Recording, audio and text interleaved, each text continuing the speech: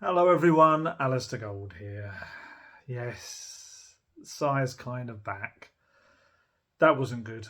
That wasn't good at all. I should start off by saying I probably look a little bit smarter than I normally do, and actually that's me being lazy. It's because I've returned earlier today from Ange Postecoglou's latest press conference. We've had three in as many days. He's probably absolutely sick of the sight of me by now. The West Ham game. Do you know what? The thing I'm going to mainly take from it, and we're going to properly dive into it, don't worry, and we're going to analyse what went wrong, where it went wrong. But one of the things I'm going to take away from it is I think and I hope it's going to be a little bit of a wake-up call to the players. And we've got various Postecoglou quotes that will kind of talk you through that better than I can. And actually, there's some really good stuff coming tonight at 10:30. It's called the embargoed. So actually, someone asked me to explain what an embargoed section is. So if you're not aware, in a press conference, pre-match ones, there's two, sometimes three, but mainly two separate sections. One is it's called the broadcast section. It's the bit that you will get to see on your TV screens, or I'll put straight out there the stuff from it. And then there's a separate section called either the embargoed section or the written section, and that's for the national newspapers to essentially, it's a bit of an archaic traditional thing where they would keep something aside that would go into their newspapers the next morning. But obviously, as that internet thing started to exist, so that they felt they had to put something online, and they would go out at 10:30 the night before. I'm guessing, well, I'm not guessing, I pretty much know the logic behind that is that people are less likely to look at stuff buried at night, I guess, so they're going to read and buy the newspapers the next morning. Obviously, the world has changed a fair bit since those embargoed sections started. And yeah, I mean, I guess the online stuff is being seen by people in different countries where it's not 10:30 at night for them. So yeah, that's the reason it exists. I'm not getting into the kind of, why and whether it's a good thing or not. It doesn't really affect me. It just means I've got another story to pop out in the middle of the night. But ultimately, yeah, keep an eye out for the 10:30 stuff tonight, because Postecoglou is very good in it. Some people very kindly say that sometimes that these videos are cathartic for them after defeats. They're definitely cathartic for me for talking things through. But I kind of find that my most cathartic thing right now is actually listening to Ange Postecoglou talking about these things and explaining the process, because I think that's the key thing. Because look, I've been saying this since the start. Despite it all being very exciting in those first 10 games, it was always going to be a part of this really rough and ropey process that happens at the start of every Ange Postecoglou era at a new club.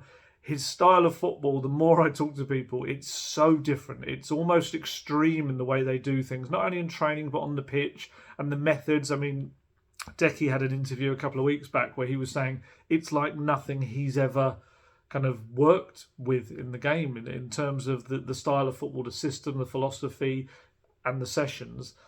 And obviously, this is a guy that's, even in his short career, has been around to a couple of Italian clubs. Obviously, he played in Sweden, played in, was he too young in Sweden? He probably came across to Italy quite young. And at Spurs, obviously, under various managers, and yet this is something he's never seen before.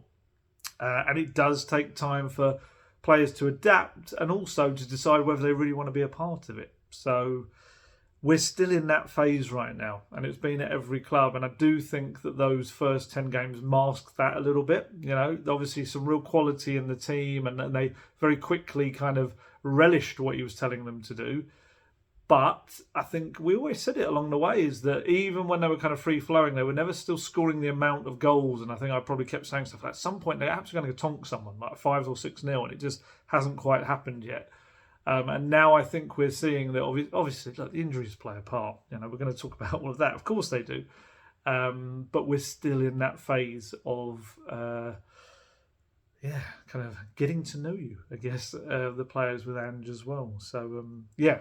But the original point of this, wasn't it? I was saying that, so normally I just kind of stick on a T-shirt and do these, but I've just been busy since the end of the press. So this is the clobber I normally wear at the press conference. This is what Ange gets to see me looking that little tiny bit smarter, pretend that I'm actually a smart person. Talking of Ange, last night he was furious at the Tottenham Hotspur Stadium. I've heard that from a few people, that he was raging after the game. And to be honest, we saw as close as we're probably going to see it in the press conference afterwards, after that stupid late kickoff. 8:15, come on. Who puts a game at 8:15? That reminds me of Austin Powers. Like, come on, who throws a shoe? It's just ridiculous time. And I could understand, I don't often understand people leaving games early, unless it's been absolutely horrendous. Like, I don't know, even people coming back from St James's Park last season, when that awful game. But I could kind of understand it last night because of how late it was and people having work the next day. As someone that didn't get to sleep till about 1:30 after all the work I had to do afterwards, and then having to get up at 7 again. Don't get me wrong, it's a good job. I'm not working down a mine. I'm not a doctor or nurse or anyone like that, or paramedic or something. I'm literally a guy that just watches and writes about football, so I can't moan about it too much. But yeah, it was a stupid time of night to have a football game. But yeah, when he came out to us, he was still bristling, you could tell. He did not want to hear any suggestion that they'd played well in the first half. I wouldn't go as far to say they played well in the first half. They were bright in the first half. It's about as far as I'll go. They didn't really test Lucas Fabianski enough for me in that first 45 minutes, especially when they had so much domination. Actually, they had domination much of the match, but they just... And yes, you know, you could look at it from the outside and say they gifted, in a way, both goals to West Ham. But, yeah, still not good enough. And he was not happy. I mean, let's be honest, they've got this really unwanted stat that I saw late last night. I think it was Opta put it out. They're the first side in Premier League history to fail to win 5 consecutive matches despite going 1-0 up in each of them. Why do Spurs do stuff like this? It's so ridiculous.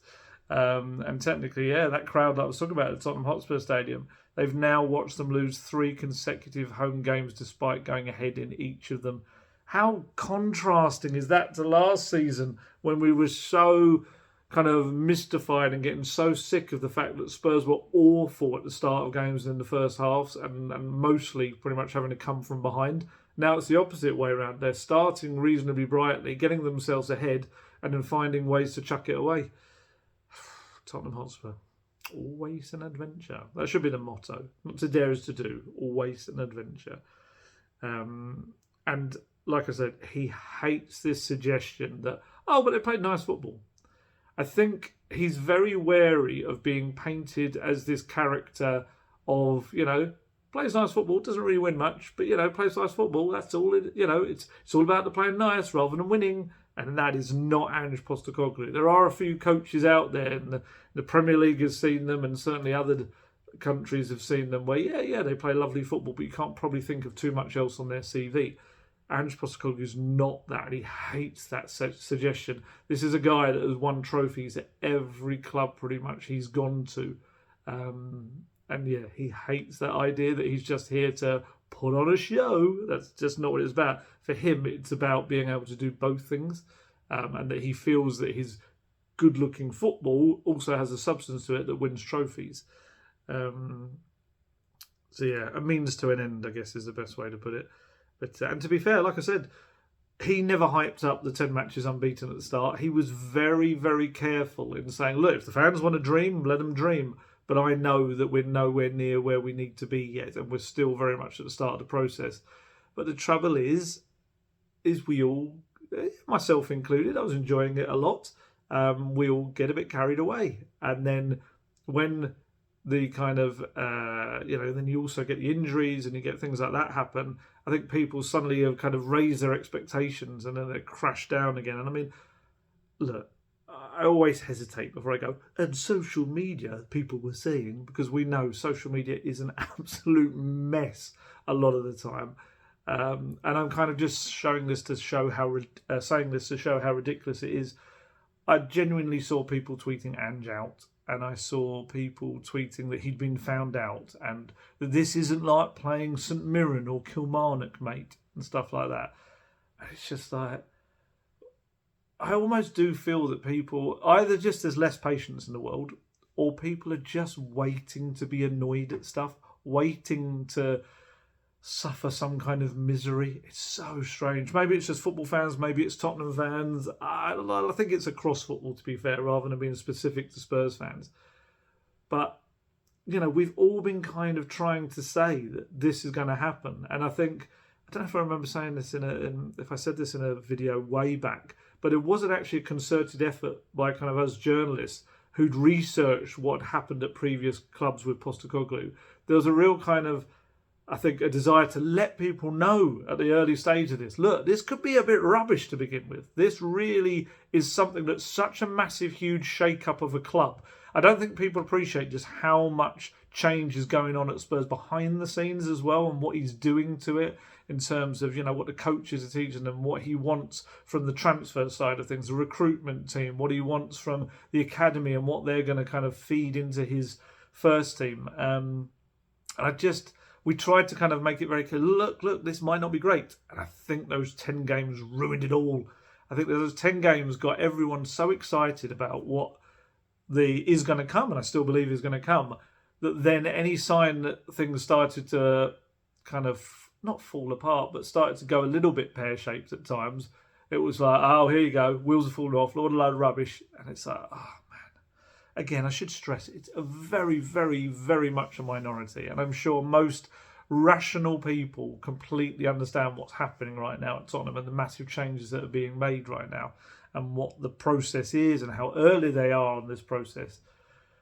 But look, don't get me wrong, doesn't make last night any less frustrating. It was a frustrating game.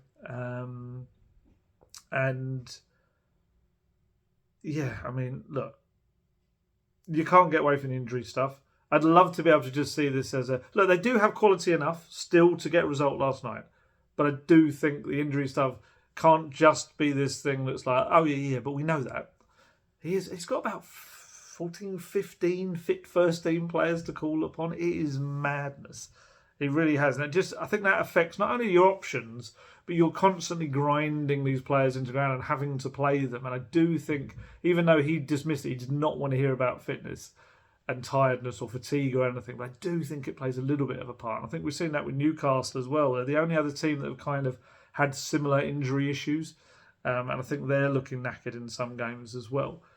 And then, of course, on top of that, we've also had this week the Chris Davies stuff. So Chris Davies is very highly regarded Spurs assistant head coach, if you're not aware of that. Brought in with the summer into Postecoglou's team. He's previously been a bit of a Brendan Rodgers man, been with him at Leicester. It was there at Liverpool. I think he was an analyst at Liverpool rather than a coach, but he was with him at Leicester and Celtic. And yeah, I think it was at Swansea before that as well. So Swansea, and now I think they wanted him in the summer, but for some reason or another it didn't happen. And now they've come back in for him. My gut tells me it might happen. Postecoglou didn't really do much to dissuade me of otherwise. He's only young. He's only 38, Chris Davies. Like I say, very talented guy.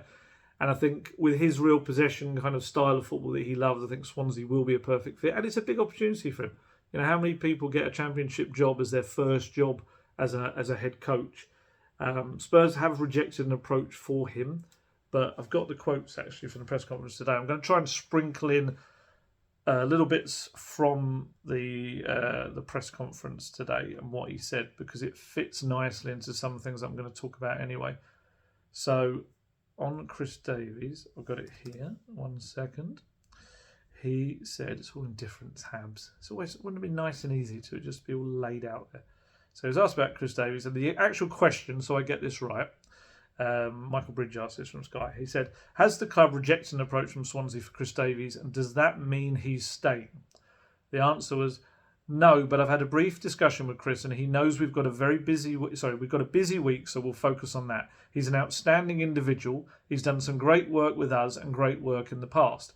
It's not surprising to me that Swansea or other clubs would look at him. It's what you want, to be honest. You want good people, and when you've got good people, they're going to attract attention. From my perspective, whatever that transpires to, it's very much in Chris's hands. It's his decision in terms of what he wants to do moving forward, and obviously the club will deal with it from there. So there's two elements to what happens next with that as well, in terms of he does actually have quite, even though they're all very young, they're all in their 30s, he's got quite an experienced group of people that have been in the coaching side for good 5-6 years at least, and have been assistant coaches or first team coaches. So we know he's got Ryan Mason in there. Ryan Mason obviously stepped up for a couple of caretaker spells, and obviously was a coach under Conte as well. You've also got Matty Wells. Matty Wells has been Scott Parker's assistant coach in a couple of jobs as well. So you've got people that can step up if he wants one of those to step up. Mile Jednak is more at the early stage of his coaching career. He spends a lot of time analysing. He often sits up in the press box with us, looking down on the game. And I think he's also to do with set pieces. I think he might be the defensive set piece man now. I'm trying to remember which way. It might be all set pieces, but definitely I think it's defensive set piece. Personally, I would be surprised if he didn't look to bring in another body to kind of bolster that team. The good thing about Postecoglou, a good thing in this scenario certainly, is that, as you probably know, he goes to every club and he appoints a whole new staff pretty much each time, because he loves this idea of developing coaches, bringing them on, and he loves us, I think, just spreading the word of Postecoglou, his disciples in a way. So that is one thing, and I asked him about this, I've got the answer to this, was does it make it a little bit easier? Although Chris Davies apparently has done terrific work in his first 5 months he's been there, maybe it's easier to absorb a departure in a coaching team because he's so used to, within a couple of days, getting a new coach up to speed. You know, I remember Harry Kewell once said that he knew within 48 hours exactly what Postecoglou wanted of him and what he was meant to do. So while it'll be a loss because he is, you know, everyone raves about him and how he carries himself, Chris Davies, and what a presence he is and how people listen to him. He's got very good, a bit like Postecoglou's got a really good way with words. I think maybe you can kind of, it might impact them in the short term, but Ange would quite quickly find a kind of, I guess, a kindred spirit that he could bring in that would then very quickly take on his ways. I remember he was linked with Paul Clement in the past, the former Chelsea Real Madrid assistant boss. I think he's still out of work. Don't know. So yeah, I did actually ask him about that, whether it's easier to absorb a coaching departure, and he said, I've always been relaxed. I've said it in the past. It's part of my role to develop staff, and I'm really proud of the fact that a lot of the guys I've worked with, the reason they're not with me as assistants is because they are senior managers in their own right. If you're looking for things that will be disruptive, you can use that as a clutch or an excuse for anything. We've lost Harry Kane the day before the season started, so there is a disruption. We lost half the squad after one game, so there is a disruption. There'll always be this. You can't work in a vacuum where everything is perfect. And for me, I've been relaxed in these kind of situations because I've always believed the environment will cover whatever challenges we have if we get it right. So yeah, he is quite laid back about it. And like I say, you can probably tell from those quotes, it feels like he's expecting perhaps him to head off Chris Davies. You never know. You never know how these things might change at the last minute. I mean, you know, he was asked about it by George Sessions from PA today. You know, what had happened if Eddie Howe had taken the Celtic job? You know, would Postecoglou be here now in the Premier League and at Tottenham? If you don't remember, Eddie Howe, God, it was a long period. It was almost 3 weeks or maybe even more that he was on the verge of taking the Celtic job, and it just wasn't happening for some reason, didn't quite go through, and then suddenly all fell apart, and then they went for Postecoglou. And actually, I've got his answer to that because it was quite nice. He said, it was right at the end of the press conference, he said, George asked him, do you ever think about what would have happened if Eddie Howe had taken the Celtic job? And he said, oh, absolutely. Sliding doors moment. There's probably been no bigger decision in me being here today than Eddie knocking back the Celtic job. I haven't thanked him. I probably should. So I wonder if he will on Sunday when they play Newcastle.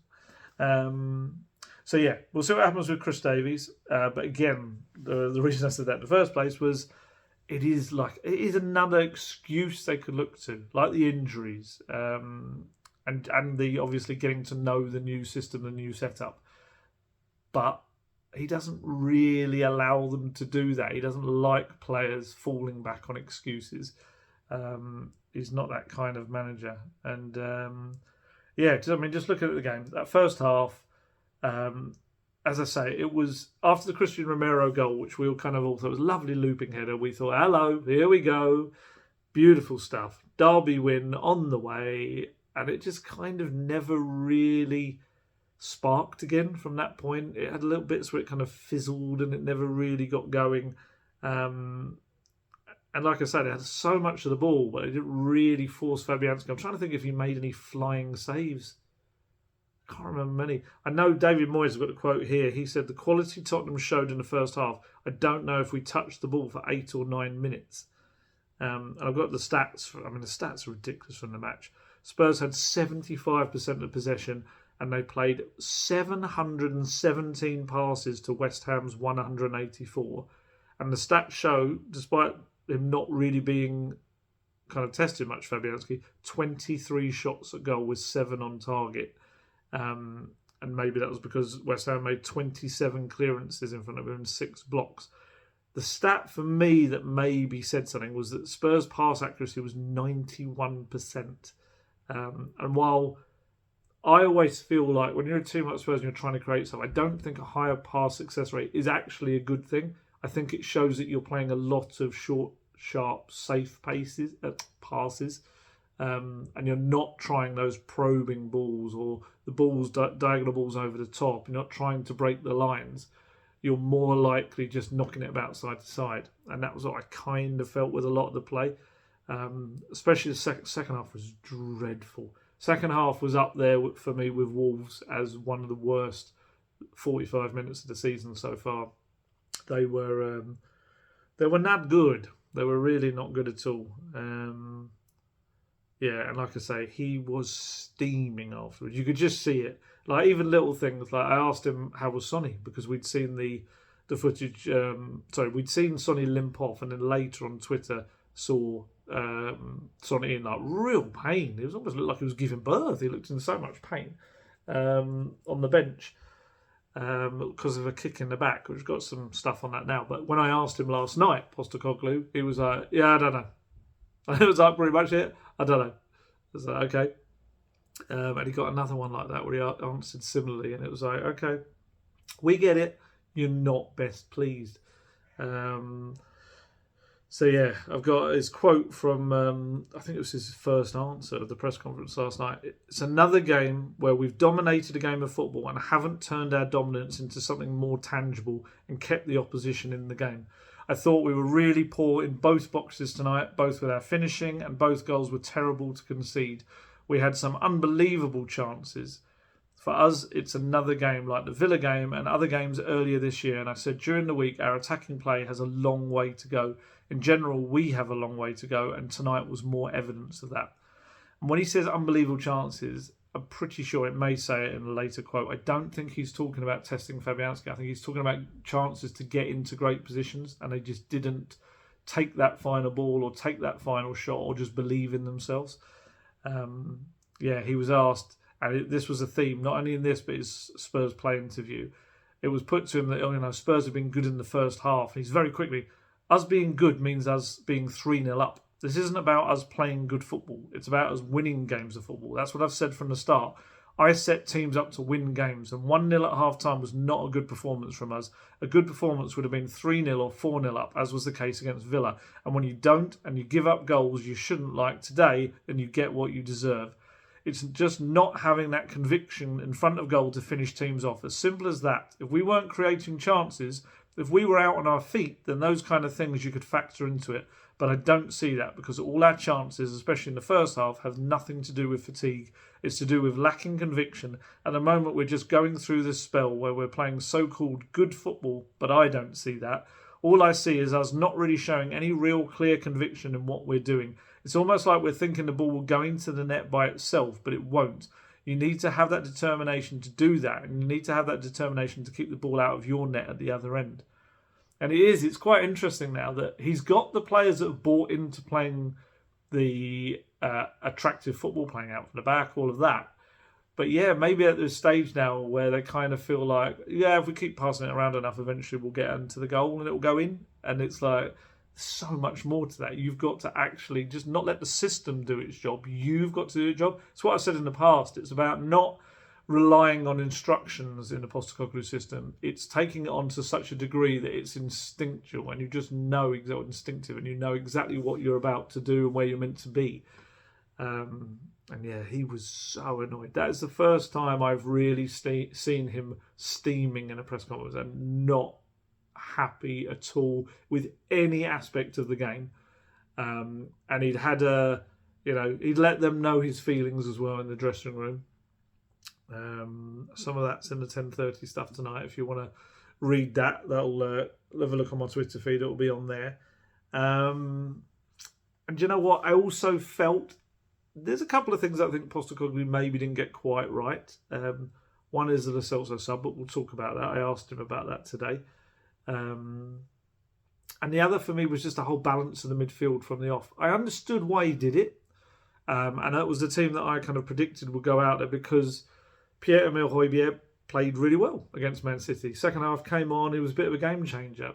I do feel, unfortunately, that this is becoming a bit of the norm, is that when Højbjerg comes off the bench, he's really effective and changes the game quite a lot. When Højbjerg starts matches, there's been a couple of good performances, but on the whole, it kind of feels like it's a longer period of time where maybe his attacking limitations start to show a little bit. And as I say, I think the balance was just off in that midfield trio. And I understood why he was being rewarded for what he did in the City game, but I just don't think playing him alongside Basuma in a midfield three works. It's as simple as that. I think they both kind of want to be the number 6, the anchor man. Both of them will drop deep at times and sit rather than... It's not like they're trying to take the ball and do something really great with it. They're kind of sitting quite deep at times. And that creates a little bit of a disconnect. And I think mainly it's also the fact that Højbjerg, he has some really good technical moments. At times he can play a beautiful through ball. Sometimes he can chip a ball over the top. Sometimes he can score a lovely goal. But I just don't think consistently his attacking ability is enough to kind of justify him being in a number 8 role, in a box-to-box role. He's got the fitness, but I just don't think he's got that consistent attacking technical quality. And I did feel sorry for him because early on, because he wasn't that bad in the first 20, 30 minutes or so of the game, but he had this moment when he did that classic, and every footballer's probably done it at some point. It always reminds me of, was it David Dunn? Once kind of fell over trying to do like a Rabona pass or something. And this wasn't this. It was just he was running into the box on the left-hand side and his standing foot just tapped the ball. So he swung his left leg and just did this air kick that sent him flying to the floor. And I just knew, I think I tweeted something to that effect, that as soon as it happened, I was like, that'll be all over social media. And when in the future, when he has a bad game, that will be used as an example of like his technical ability or something, which is very harsh. But yeah, it just didn't work. It really didn't work. And as the game wore on, they just were missing someone that can kind of probe for those openings in the defence, in the opposition defence. And there was no one kind of able to do that. And Lo Celso, I felt that the reason he came off, because I felt that Lo Celso did look like he was tiring and he looked a little bit knackered. He'd had a chance when he got in the box and he had a half volley which he sent quite centrally, and Fabianski just kind of pushed it as either away or over, I can't remember. But I didn't feel that he was quite at the level. He started quite brightly, but he didn't really remain at the level he'd been in the last couple of games before that, Lo Celso. And so he came off in the 67th minute. And I could understand the gripes about it because Oliver Skipp came on, obviously a player who is not going to be that kind of player. He's not going to be creative in that aspect. He's going to run his heart out for you. But again, I still don't think we've ever seen kind of Oliver Skipp just playing in a number 6 role. I mean, he had a good little moment against City, wasn't it? When he kind of led the charge for the 3rd goal, wasn't it, I think. But yeah, it's just... I do feel for him. I think he gets judged on having to come on and play as number 8 when he is a number 6. I don't think it does him any favours whatsoever. So I asked Ange today about that. And I asked him how why did he make Lo Celso sub? Was it fitness? Was it a knock? Or was it tactical? And he said his answer was, I've got it right here. No, it was just tactical. I thought we needed some more legs in the midfield and tried changing it up a bit. Technically, needed some more legs is maybe saying that he was tired. But yeah, that was a tactical move for me that didn't particularly work. I actually felt his subs didn't really work on the whole at all. We'll talk about his subs. I think I've got a little bit when I'm going to talk about them because there's a little bit more we can drill into that. Bissouma was better than he was against City, but I still feel he's not the inspiring, driving player that Spurs had in those first, whatever many it was, 8, whatever it was, games before the Luton match. Yeah, it's a shame because I think it's there to come back, and maybe he's being impacted by not having Maddison and Sarr alongside him, perhaps. Maybe we'll get Sarr back for this weekend. Maybe that's affected him. But yeah, I just keep thinking of Rodrigo Bentancur. Just what a loss that is, and how good Rodrigo Bentancur. Well, we saw it in the early stages of the Villa game, just how good he was going to be in the Postecoglou system. So disappointing. But look, I would say that yes, while the midfield was out of balance, the front three did not have a good game. Any of them really. With Son, I'm always a little bit more reticent to kind of have a moan about him because I know for him, playing centrally, it's a lack of service to him. He had one shot at goal. And that's a poor... And I think even that was something he created on the edge of the box. He kind of scooped a little bit of a shot at goal. Still made 2 key passes himself, but he's just not given enough of the ball to work with. And I think that's one of the things that's frustrating Postecoglou at the moment as well, is that the attacking play isn't creating chances maybe for the players that should be putting them away. Kulusevski, 3 key passes, but I've really liked him in the deeper number 10 role, number 8/10 role. Look, I know he scored against City as a winger, and Postecoglou said ahead of the game that that's where he prefers him as a winger. He thinks that's where he's at his best.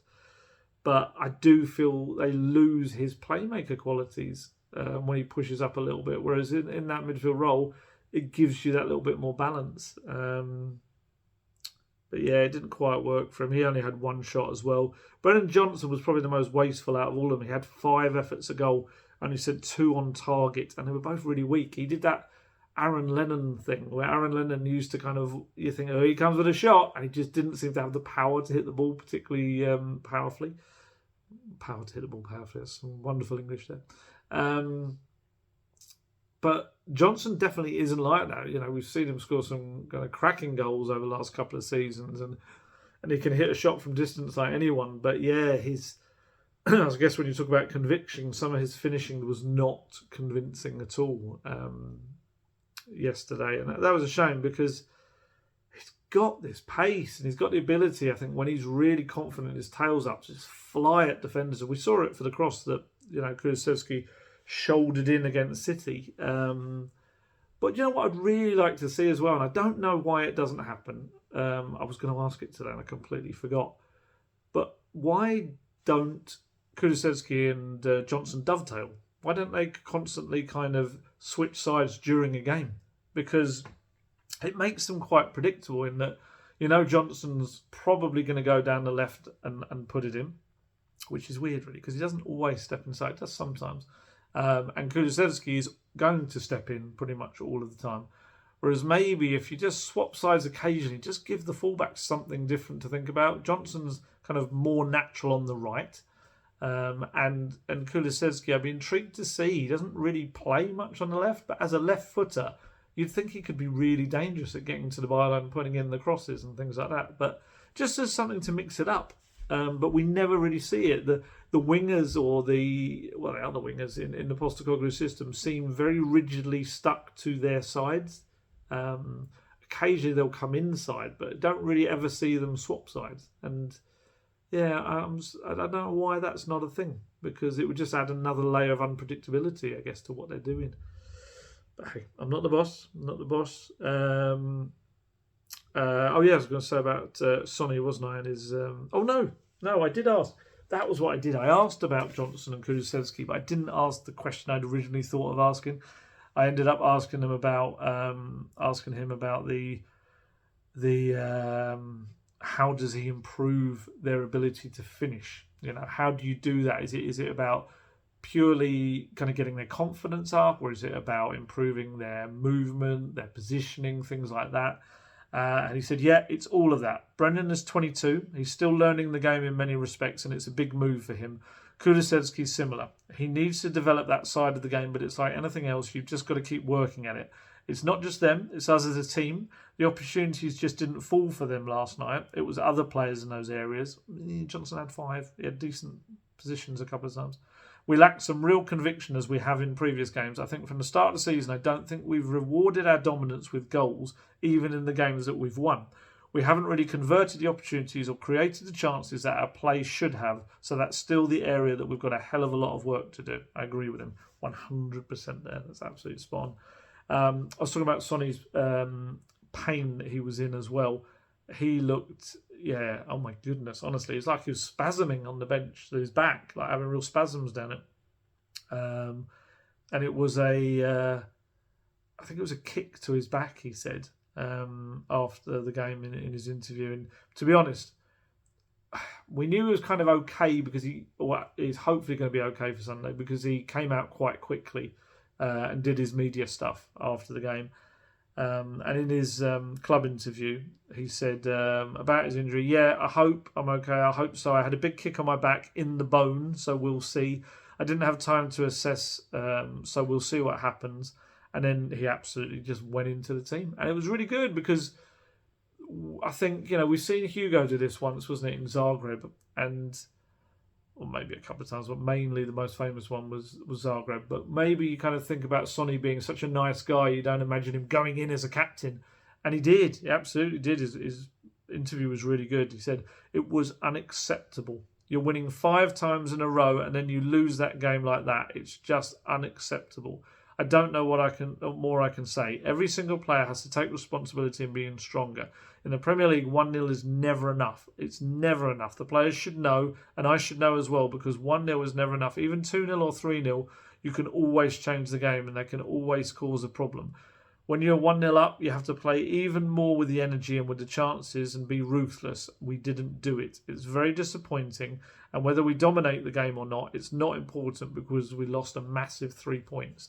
And very quickly, Postecoglou, I was going to say Son, Postecoglou was asked about Son, and he said, there's nothing really as in new on him. The last update I got was late last night, and he was a bit sore after the game, obviously, but the extent of it, we'll need to see how he recovers today. There were a couple of others with knocks, but I don't think anything else is significant. The reason they had a slightly earlier presser today.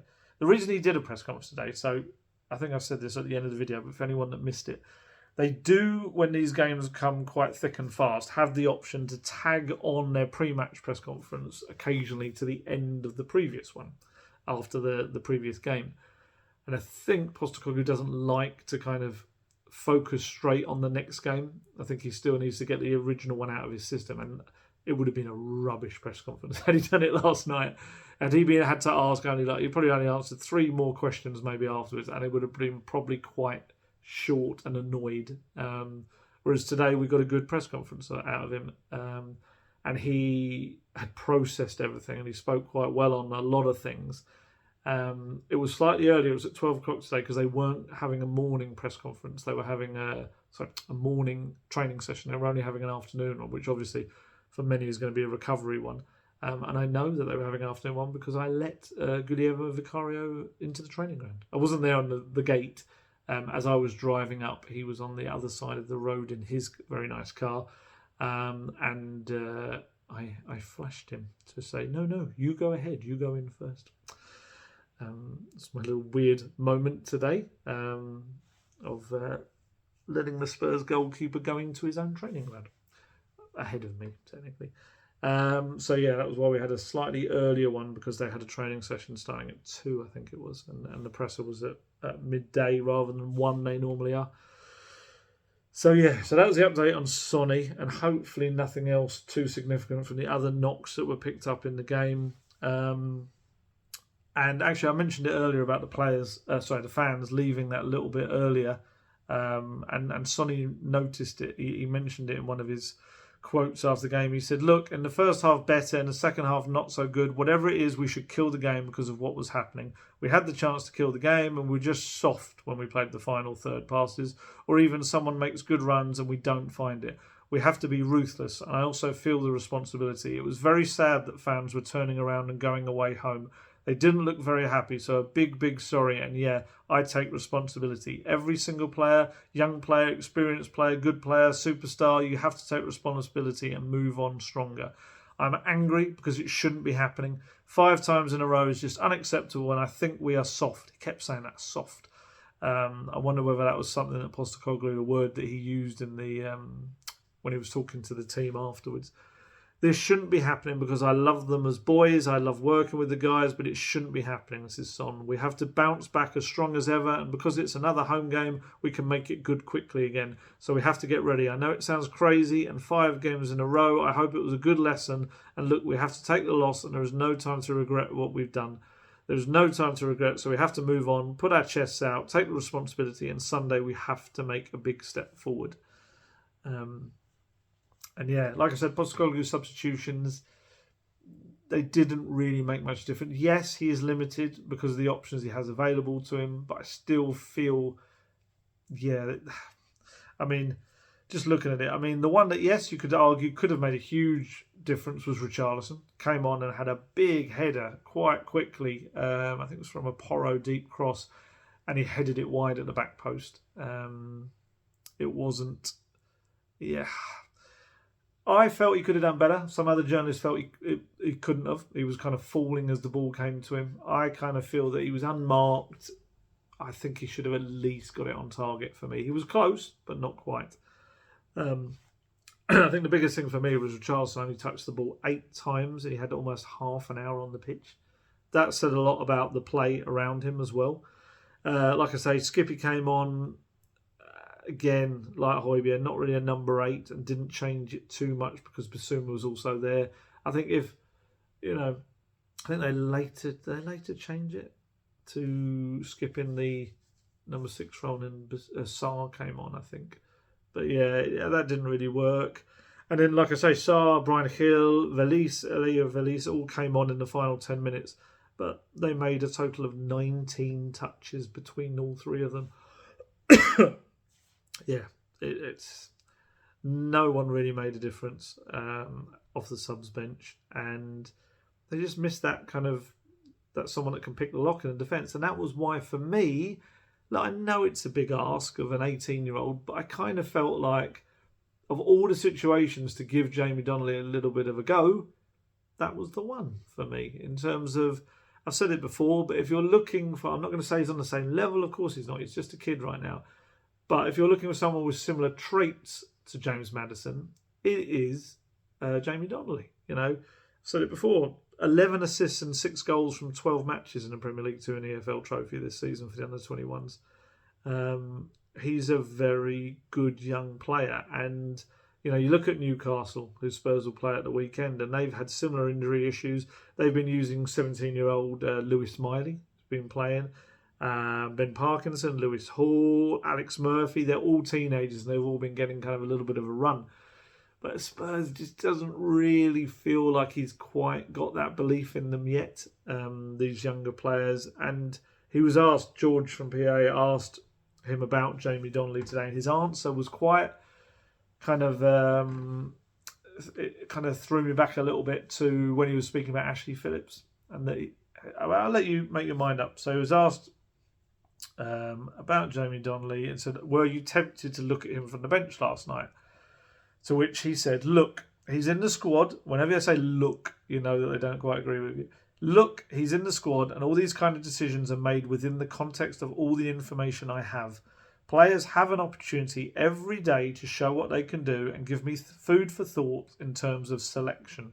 If I'm not doing it, there's a reason why I'm not doing it. But that doesn't mean it doesn't change for next week or the week after. It's not just about the games they play. It's about what they do on a daily basis. Certainly Jamie, I think he's developing. It's benefited him training with us regularly now. He's a permanent fixture in here. And within that context, I think our next few games, if he keeps developing the way he is, he'll get an opportunity in a game as well.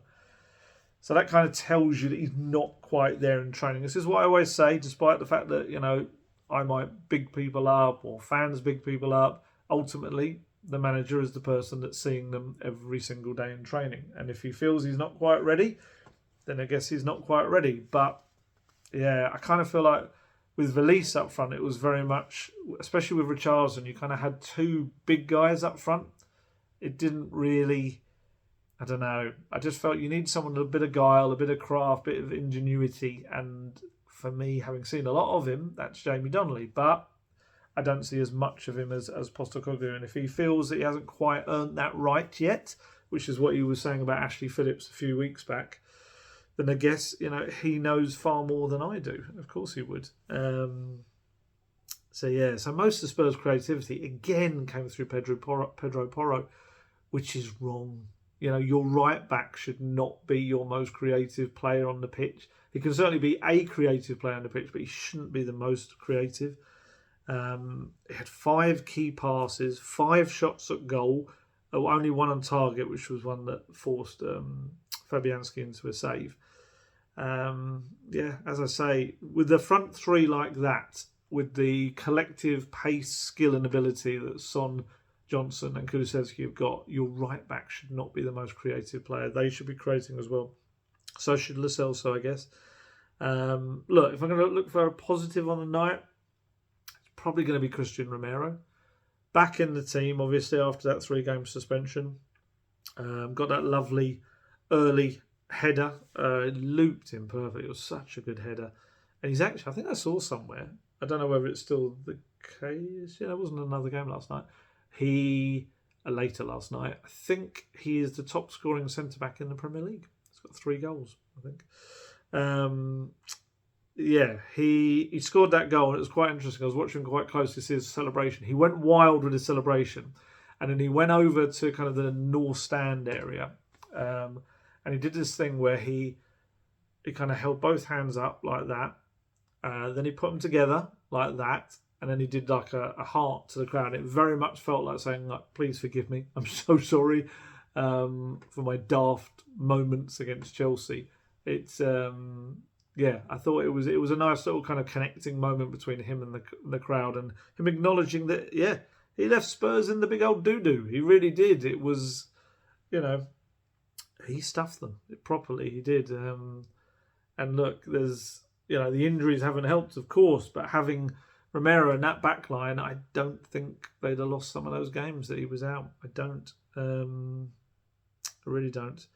He was unfortunate yesterday with Ben Davies, both for the first goal, I felt. Kudos had that shot, and it ricocheted off both of them, and it just fell perfectly for Jared Bowen. That was incredibly unfortunate. And then on top of that, Vicario was out of position because he died for the original shot and then had to jump up and try and get across, and it was sort of just too late. Second one, look, it's Destiny Udogi's fault. Of course it is.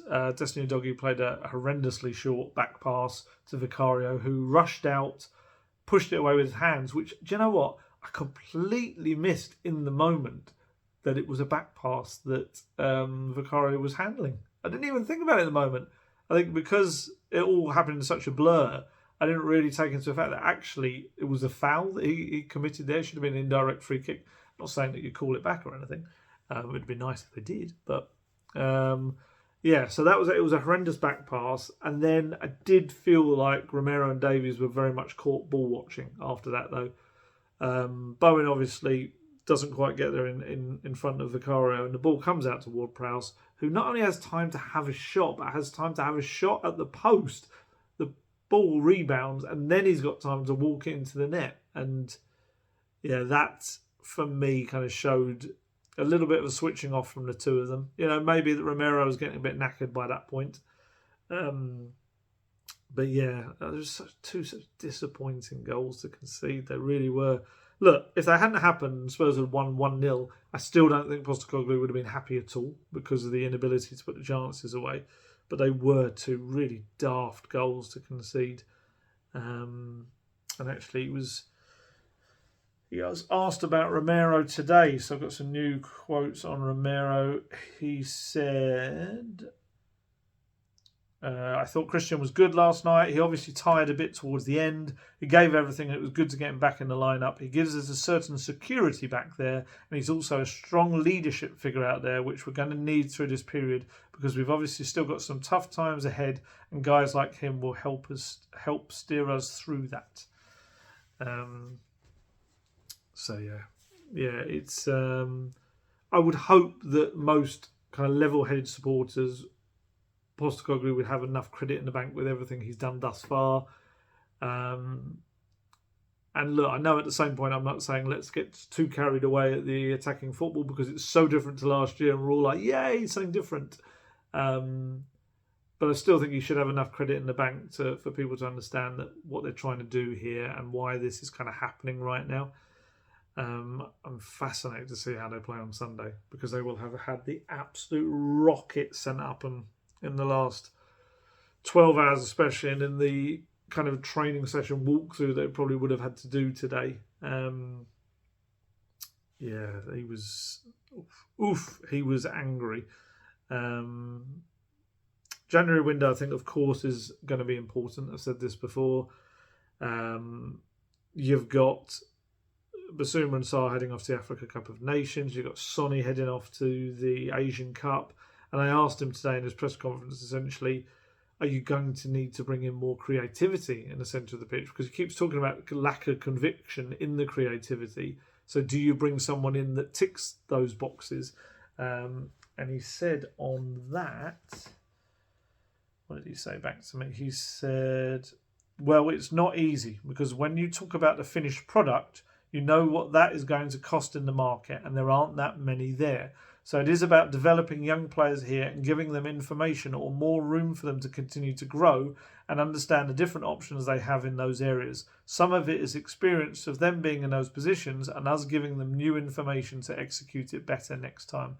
So I don't think he's talking so much about the Donnellys and Dorringtons there. I think he is talking more about the Johnsons and Kulusevskis of this world.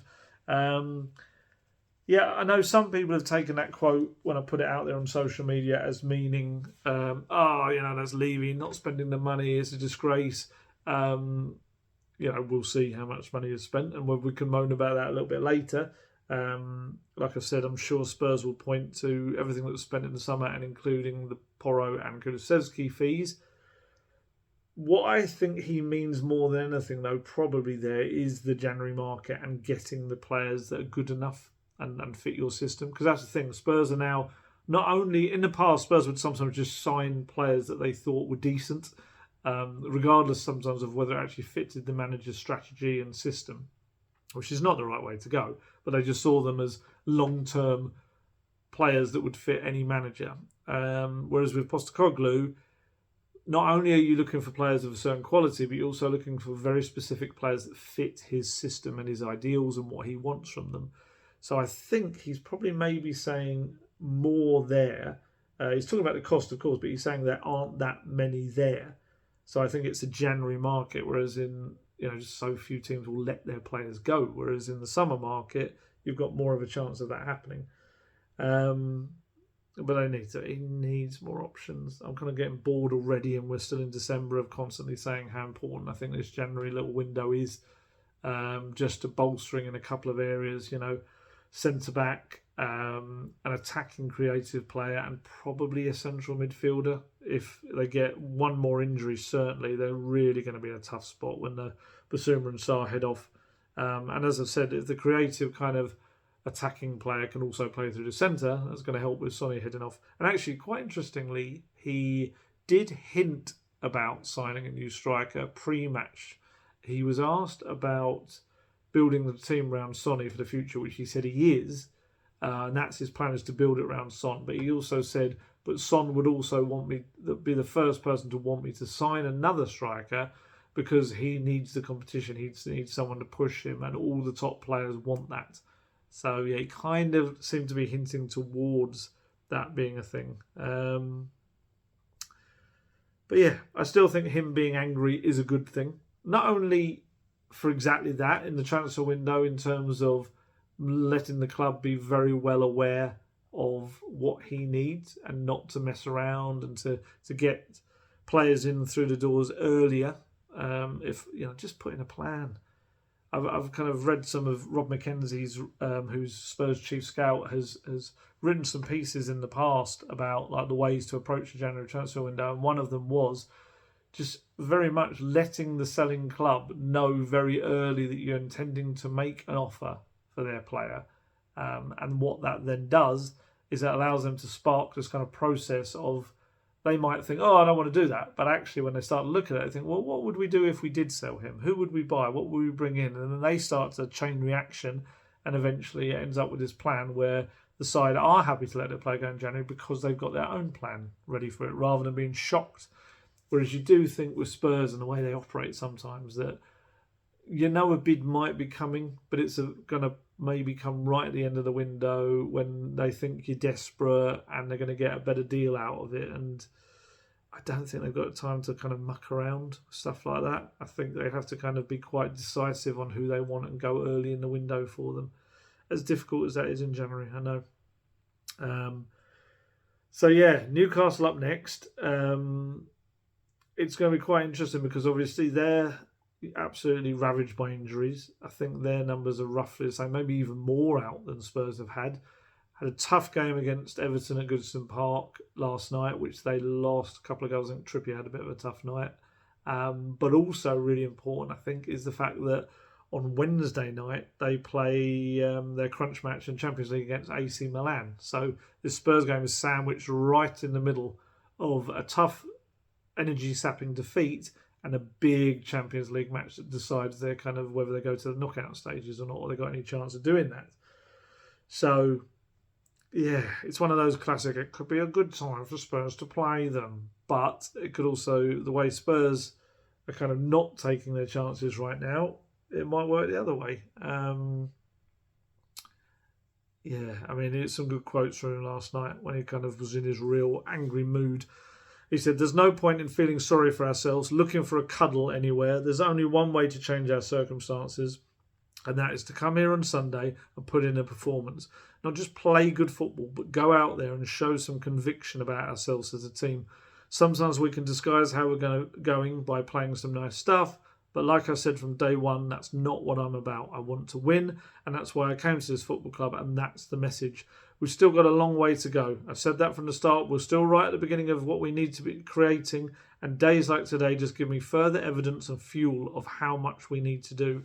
I was disappointed in the manner we accepted our fate in many respects. Oh, it's 1-0, but we're still dominating and playing well, and it will take care of itself. But it doesn't.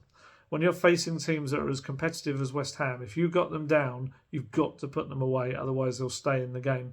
We're going through this spell where we'll play some nice, decent football, great, but ultimately it's not what it's about. We're trying to play this football so we can win games and have success, not to just put on a show. So it's a very clear message, and we all know it's a club that's been starved of good football, and that's what they've kind of been looking for as a start to what comes next. But they've kind of got to realise, I guess, and this is the players and everyone within the club, I think, that it's not just about passing the ball a lot. It's about probing and being ruthless, and like he said, having that conviction in what you're doing, and effective movement and finishing. Some of the movement wasn't very good last night as well. There were times when West Ham were far too easily kind of able to sit there and just sit in banks of, essentially 4 and 5 at points, and just kind of soak up whatever Spurs did, because Spurs were just knocking it sideways rather than doing the little triangles that bring success for them. So and he did talk about him not being happy about the expression they'd had a good first half. He was asked in the Spurs play interview that, and he kind of cut off the question halfway. And he said, but that's part of the problem. Everyone's saying we're playing good football, but good football means you win games. I'm not here to play good football. I'm here to win. That's been a clear message to the players from day one, that we play this style of football not to get pats on the back. We play this style of football to win games and bring success to the football club. You need to embrace that. And I'm not saying it's easy, but that's where we need to be. And the goals we conceded today were very poor.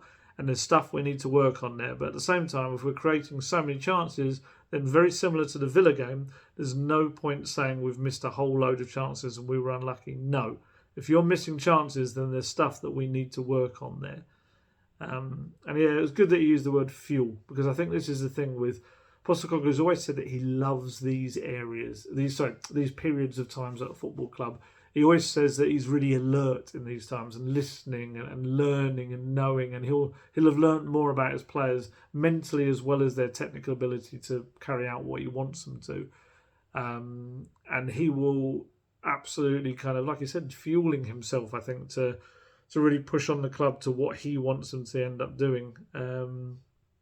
Because look, we know that Spurs are very capable of being absolutely clinical at the champions just a couple of days ago. And then we know that they can look absolutely toothless when they're playing against a team that you're expecting them to beat in a game just 3-4 days later. Was it 5 days later? 5 days later.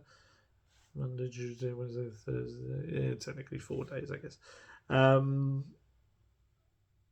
Yeah, it's a roller coaster ride that we know all too well with Tottenham Hotspur, but it's a roller coaster ride that Postecoglou does not want a ticket for. He has no interest in witnessing that ever again. Yeah, and he feels clearly that despite the injuries, they've still got enough quality within their lineup to still create far more and put the ball in the net far more than they have been doing. And maybe this is, like I said right at the top of this is the kind of result that everyone needs just to wake them up a little bit, to make them realise, yeah, great football passing, yeah, whatever. That's not actually what's important. You've still got to do the basics, and that's, your attacking movement, your determination, your conviction in what you're doing. And like I said, I think that's throughout the club as well. Maybe people within the club getting a little bit carried away themselves. And if anyone up at the top was thinking, yeah, we can get through January without bringing in some players. No, that's not the case whatsoever. Absolutely not. And when you're looking at what he's bringing off the bench and trying to affect games, it's we saw that kind of strength and depth earlier in the season. And yeah, of course, this amount of injuries is going to destroy any squad, I think, to a certain degree. But still, it's about having a wider range of options for him. And I think that's what January needs to bring. Let me see if there's anything else from the press conference that was worth plucking out of it. I don't think so. I'm trying to think. The pre-match one was quite a good one. He spoke about Harry Kane again and how, both he and David Moyes would have loved to have kept Harry Kane and Declan Rice, and he would have fitted absolutely perfectly into his system. He was asked today about, in terms of returning players, is this it now until the new year? He said, no, that's it. Obviously, we've got Pape, he calls him Pape, so that's why I'm saying it rather than Pap, a few minutes. We got Pap a few minutes last night, and I understand him and Richie came through okay, but there won't be anyone else coming back between now and the new year, which, unless he's just forgotten about him, presumably means Eric Dyer as well. He may well have just forgotten about him because it doesn't seem to have been any part of his plans. But maybe with that groin injury, and I do wonder whether that's the same groin injury that he had that he needed surgery on last year. I'll have to ask around about that. I didn't even think about that to this moment. What else we got here that was worth it? He was asked if there's any pressure that this 4 defeats in 5 has brought to him, or is he still just focused on the long term? He said, I guess neither, on both. The pressure is the pressure, It's always there. It's how you kind of treat it, and I've never let it sort of guide my path or my way forward. I just think I've got a clear idea about what I'm trying to do, and I'll keep methodically working against that and being really disciplined about that. But that doesn't mean long term. For me, I don't have a 3 or 5 year plan up my sleeve that's guaranteed for success. What I do is have a plan that I think will get us to where we need to be. How long that takes, I don't know. It depends on how we keep discipline in staying and sticking to the path. Ultimately, whether it's this challenge, there'll be another challenge in 6 months. There'll be another one. Even if you have success, there's a challenge there. It's how focused you are and how committed you are to go on the path you've started. I'm not wavering with that. I just will not budge. I think that's what I believe is the. I just think that's what I believe is the best way forward. He is, like I say, he knows how to speak. He knows how to kind of point you in a certain direction with his messages that he brings into press conferences. Just having a look. I don't think there was anything else from it that isn't coming in the 10:30 stuff. Yeah, no, he had another little moan about the first half not being as good as people were trying to make out it was. So, yeah, not a good night. Not a good night. A derby defeat. Obviously, already had lots of West Ham fans enjoying it. I've got a few of my neighbours are West Ham fans, so that was very unpleasant. But, you know, to be fair to them, they were organised and they defended well. And then, yeah, whether the goals were gifted to them or not, they took them. And that's all you can ask of your forwards. I still really like Jarrod Bowen. I liked him from the moment that Spurs were kind of first started scouting him at Hull. I kind of paid quite a lot of attention to him. I knew some of the people around him. And, yeah, I was like, I got to sign him. And they went for Jack Clarke in the end. And quite interesting, obviously now, Jack Clarke is doing so well himself. He's going to be a Premier League player, I think, before long. And but with Jarrod Bowen, he's such a good player. He's got that lovely blend of being a terrific technical player, but also having an incredible work rate and work ethic. And yeah, I think you put him into the Tottenham team last night, and I think they have no issue with that game. I really do. I think he's a very good player. It's one of those where probably maybe hasn't got the technical level to be the top kind of player, but I think he'll reach an incredibly good level because of the application he's got behind some very good technical abilities. Yeah, so Spurs were on the other end of it. But again, we're not in this phase where it's, oh, woe is me, the end is nigh, all of this sort of stuff. I do very much see this as part of the process. I do see there's going to be days like this. And I think it's as important, I think, as well as the players remaining kind of fully bought into it and focused on it, that I think the fans as well, and fans understand.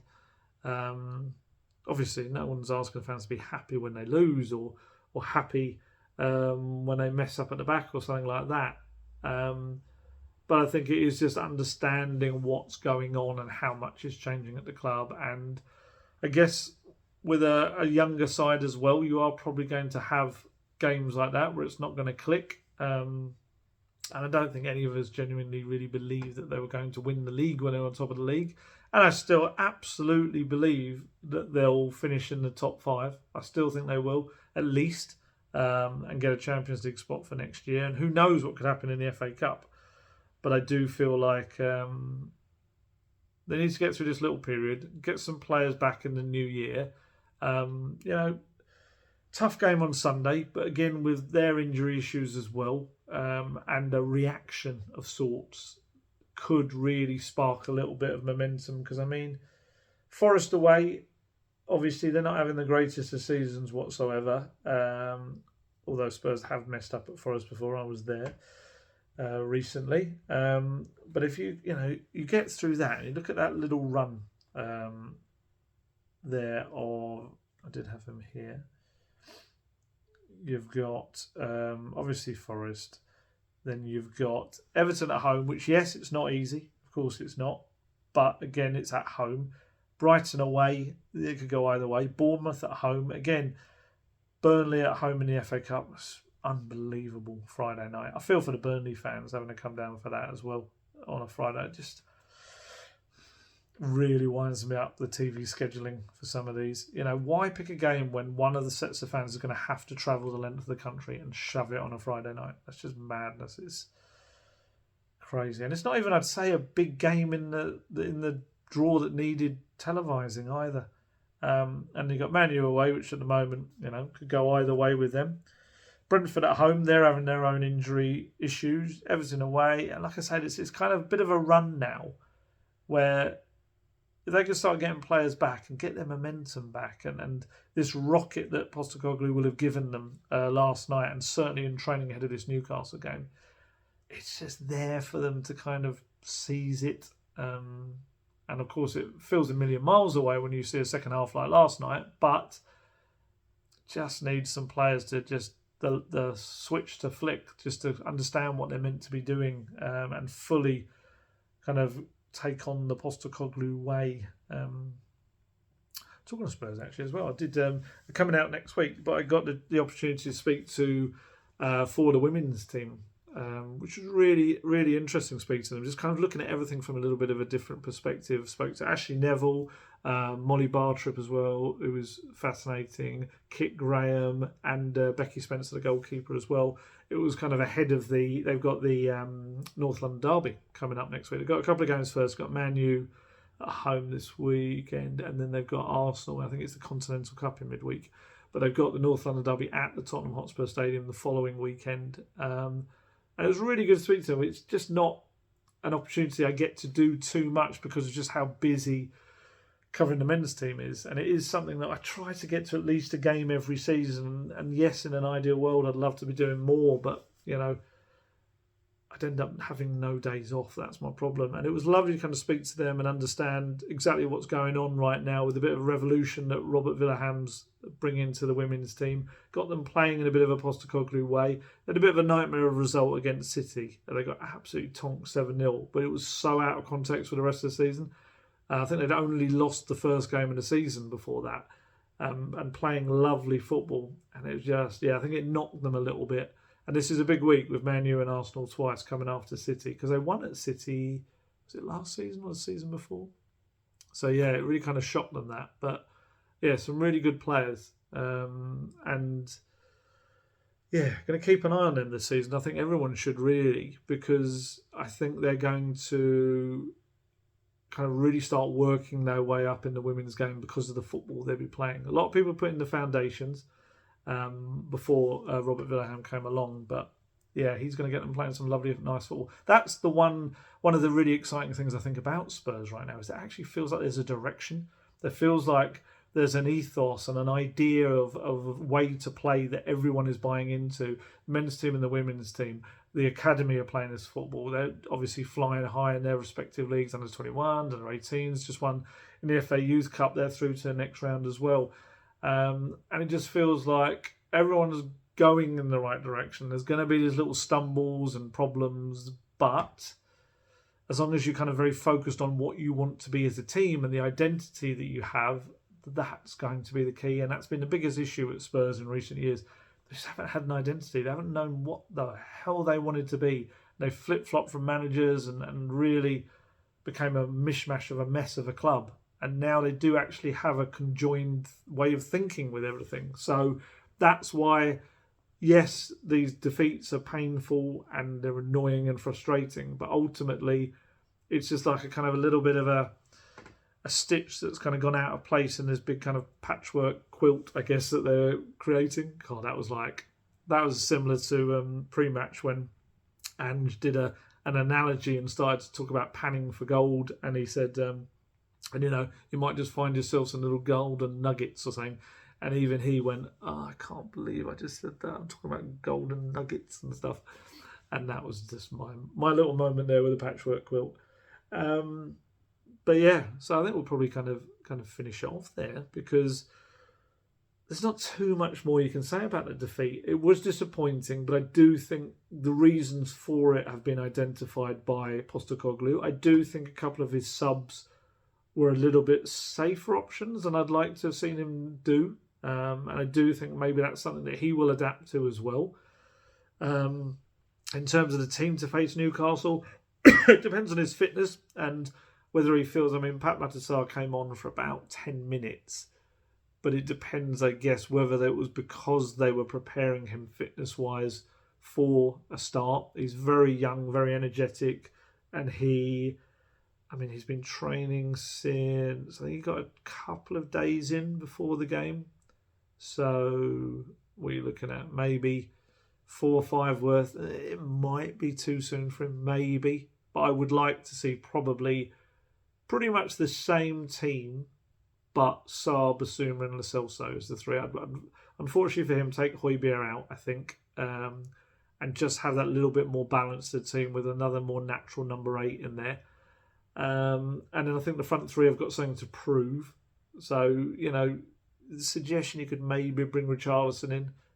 Like I say, got a good half an hour, so maybe he could start the weekend. But personally, I still think Johnson and Kulusevski are going to end up creating a lot for Son, but they've just got to realise how to do it. That's the key thing. I don't think Kulusevski's setting up Son enough right now.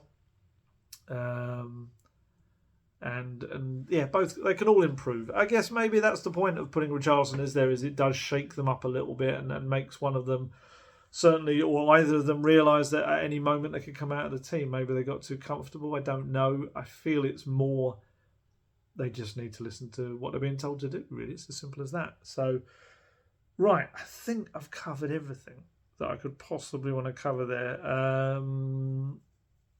Obviously, when it comes to transfer stuff, we'll start building that up towards the end of December, probably. I mean, like, I saw Vlahovic linked. I don't even know where that source was. Hey, it'd be wonderful. Don't get me wrong. And he has been linked since probably the moment Fabio Paratici walked through the door. And I think he is very much a Fabio Paratici player. Whether Spurs end up spending 80 million quid in the January transfer window on one player, I don't know about that. But yeah, I did see that and think, I'm not sure that's a January window purchase for Spurs. Maybe it might well be someone that they look for at the summer and see what his situation is, especially with the Paratici links. But yeah, I don't know as a January one personally. Could be completely wrong. I'd love to be wrong because it's a good player. Hasn't kind of quite taken off exactly as everyone expected it would for him when he was absolutely flying. Was it Fiorentina before he went to Juventus? But yeah, I don't know. It's difficult. I was about to say, I don't know whether a striker is the biggest thing they need in January right now, but then you think, yeah, but they're not putting the ball in the net. But then I think Sonny's doing such a great job through the centre. I think you just need to give him better support for now. Better kind of balls into the box and service, really. Look, don't get me wrong. If they were going to sign a striker, I'd be quite happy to take them as well. And that's what kind of Postecoglou, I think, was saying. But I do wonder whether the priorities more so are a centre-back, a central midfielder and a creative attacker that can either play maybe in midfield or can play anywhere across the front three. And I know that's very specific. But yeah, by all means, in the comments, let me know of players that you think you'd like to see Spurs go for in January. And they've got to be realistic. That's what I always say. On Twitter, the amount of stuff people put underneath my posts about who Spurs should go for are often quite ridiculous. They are Football Manager FIFA style suggestions, and they are a little bit like I understand the need or the excitement about wanting a player like that, but then it's kind of also doesn't take into any account why the selling club would ever let them go in the middle of a season. You've got that to it as well. And talking of Football Manager, forgot about that. Ange is a big Football Manager player. My goodness. Seeing he did a little video talking about Football Manager, and Vince Rigari, the Australian journalist, had done a piece a couple of years back as well on him. He was a big Football Manager player. When he was in the Australian youth kind of coaching setup, he would play it quite a lot. And I think still on some long journeys as well. Maybe when he was at Brisbane Roar, I think it possibly. I thought that was great. And he was in the video, he was talking about going down the Freddie Adu rabbit hole. And it was like, wow, that was me. I properly got so into Football Manager. And it's something that consumes your life. I haven't been able to play it as much, if at all, in the last few years. But yeah, hearing him talk about Freddie Adu. For me, the other one was Tonton Zola Makuku. My goodness, what a superstar he was. These players that would become superstars in the game, but not so in real life. And Taribo West was a free transfer I used to do all the time. There were so many. And interestingly, he used to play as Southend United, Postecoglou, because it was the closest he could get to South Melbourne in the name. It's really interesting. Go and watch it. It's like a 10-minute little video, and it's just really interesting, and does make him very much more kind of one of us. Because he used to also do fantasy football as well, didn't he? And it's I just don't imagine many managers playing Football Manager, and I thought that was quite cool. But there you go. Right, I am going to really head off now, I promise. I will be back. Games on Sunday, probably be back on Monday doing the video for that one. Hopefully something more positive to talk about. Hopefully end of this winless run.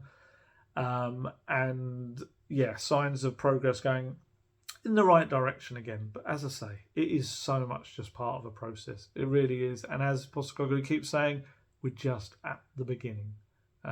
So hopefully the roar and the crowd and everything on Sunday is as loud as it's ever been, and they push the team on, because that is a big part of it as well, I think, as well. And again, that's not to be patronising. That's just saying it is just a part of football, the support and the fact that the more confidence they get, the more willing I think they would be to take risks in their play. And they're going to need to do that, because Newcastle are, despite their injuries, still a very good side. So, yeah. Right, I'm going to head off now. As always, stay healthy, stay safe, look after yourselves. I shall catch you later. Goodbye.